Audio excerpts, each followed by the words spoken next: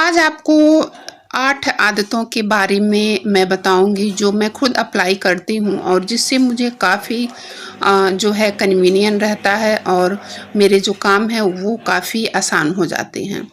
तो hello everyone, welcome back to my channel Pushpa Singh all in one channel. और आशा करती हूँ कि आप लोग बहुत ही अच्छे होंगे। पहला मेरा हैबिट यही रहता है कपड़ों को लेकर के, क्योंकि अगर कपड़े हमारे हमेशा मैनेज रहें और सारी चीज़ें टाइम टू टाइम मिलें तो इससे बढ़िया कोई बात नहीं हो सकता। क्योंकि कपड़े जो होते हैं हमको डेली ज़रूरत पड़ती है और डेली हमको इसको देखना पड़ता है। तो मैं एक दिन गैप करके जो है अपने कपड़ों को फोल्ड करती हूँ और वो भी बताती हूँ कि क्यों। तो जब भी मैं कपड़े फोल्ड करके मैं इसमें वार्डरोब में रखती हूँ तो मेरा एक यही आदत रहता है कि एक मैं यहाँ पे कॉटन के कपड़े रखती हूँ। तो जब भी मैं कपड़ों को रखने से पहले मैं एक जो है जो कपड़ा मैं रखती हूँ तो उसकी जो है मैं उससे मैं डस्टिंग करती हूँ। जो भी चीज़ें मैंने बास्केट में रखे हुए हैं उसको हटा करके और उसको मैं डस्टिंग करती हूँ। इससे ये होगा कि अलमारी हम कितना भी बंद करके रखें, जो हमारे वार्डरोब हैं वो उसमें डस्ट आ ही जाते हैं और हमारे जो कपड़े हैं वो भी उसमें गंदे हो जाते हैं। तो इसीलिए मैं जो है ये एक दिन गैप करके इन जो है कपड़ों को मैं फोल्ड करके रखती हूँ। और ये जो कपड़े हैं ये मेरे पुराने जो कुर्तियाँ होती हैं उसी को मैंने कट करके बनाया है और वो जो कपड़ा है मैं उसी वार्डरोब में साइड में कहीं फोल्ड करके रखती हूँ, जिससे जब भी मैं कपड़े फोल्ड करूँ तो इस तरह से जो मेरे कपड़े हैं वो आसानी से सही समय पर चीज़ों को मैं रख पाऊँ। तो डस्टिंग कर देने से हमारी वार्डरोब हमेशा नीट एंड क्लीन रहेंगे और बार बार जो है इसको ऑर्गेनाइज करने की ज़रूरत नहीं पड़ेगी।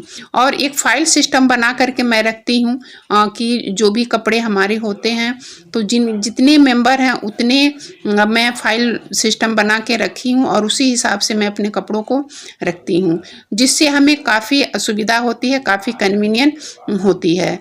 तो क्योंकि मैं कपड़ों को फोल्ड करने में थोड़ा सा आलस भी करती हूँ, लेकिन फिर भी मेरा जो है ये वार्डरोब हमेशा नीट एंड क्लीन रहता है। अक्सर आपने मेरे वीडियो में देखा होगा कि मेरे वार्डरोब जो है कभी कभी मेसी होते हैं जब मैं यहाँ नहीं रहती हूँ, कहीं गई हूँ बच्चों के पास या कहीं, तभी मेरे वार्डरोब हैं जो मेसी होते हैं। अदरवाइज मेरे वार्डरोब जो हैं वो मेसी नहीं होते हैं, इसी तरह हमेशा मेंटेन रहते हैं। तो इन हैबिट को आप भी अपनाइए और अपने वार्डरोब को हमेशा नीट एंड क्लीन रखिए। अगला हैबिट ये है कि जो कपड़े मैं पहनती हूँ, जैसे मान लीजिए जो कुर्ता हो गया या जो सूट हो गया, तो उसको जो है मैं अगर एक बार पहन लेती हूँ, जैसे डॉक्टर के यहाँ गई या कहीं और गई, तो उसको मैं फोल्ड करके नहीं रखती हूँ। उसको इस तरह से जो साइड में हैंगर है उसको मैं वहाँ पे रखती हूँ, जिससे मुझे पता रहे कि मैंने कौन से कपड़े पहने हैं, कौन से कपड़े नहीं पहने हैं। और फिर वो मैं नेक्स्ट टाइम फिर वही कपड़े पहन करके फिर उसको मैं वॉश कर देती हूँ। क्योंकि जब कपड़े हम फोल्ड करके रख देते हैं जो पहने हुए हैं तो इससे पता ही नहीं चलता कि कौन कपड़े हम पहने हैं, कौन कपड़े नहीं पहने हैं। तो इस तरह से जो है मैं कपड़ों को मैनेज करती हूँ और इन आदतों को मैं फॉलो करती हूँ।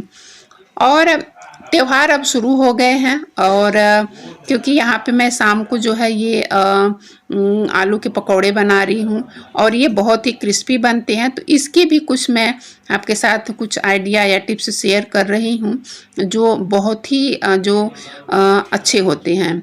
तो जब भी जो भी आप पकौड़े बनाएं, क्योंकि अब त्यौहार आ रहे हैं तो पकौड़े वगैरह हमारे घर में बनेंगे ही बनेंगे, तो जो भी आप बेसन वगैरह के साथ जो भी डालते हैं तो उसके साथ बस एक थोड़ा सा कॉर्नफ्लोर अगर आप इसमें डाल देते हैं तो ये बहुत ही जो है टेस्टी बनते हैं और इसका जो स्वाद है वो काफ़ी बढ़ जाता है और काफ़ी कुरकुरे ये बनते हैं।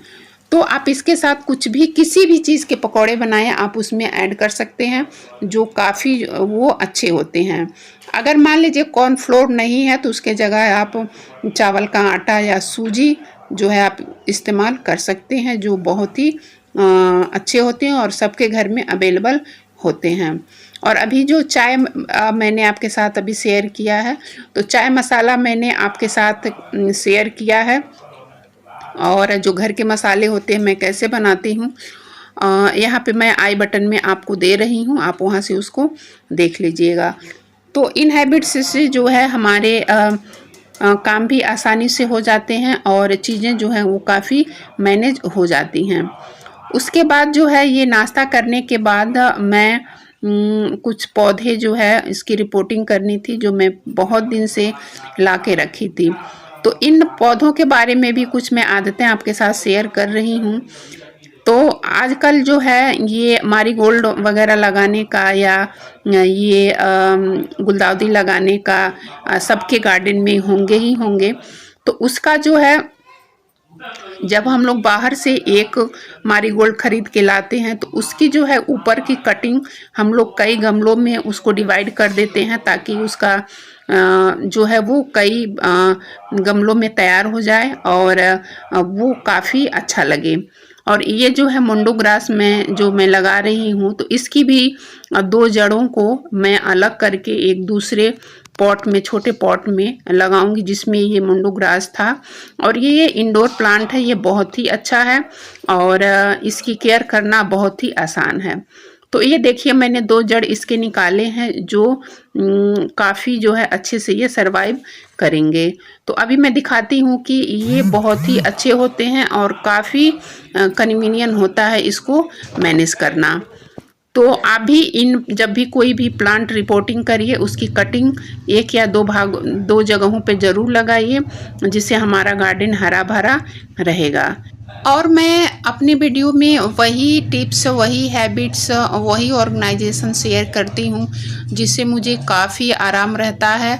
और क्योंकि घर को मैनेज करना कोई आम बात नहीं होती है, और जो होम मेकिंग करता है या जो होम मेकर हैं अपने घर के, तो वही समझते होंगे कि कैसे जो है घर को मैनेज किया जाता है। तो आशा करती हूँ कि मैंने ये जो 8 आदतों के बारे में जो बताया है जिससे आपका वार्डरोब हमेशा नीट एंड क्लीन रहेगा।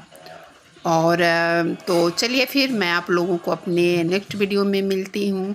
और इस तरह से आप भी अपने वार्डरोब को, अपने घर को मैनेज करिए, जिससे आपको भी काफ़ी आराम रहेगा।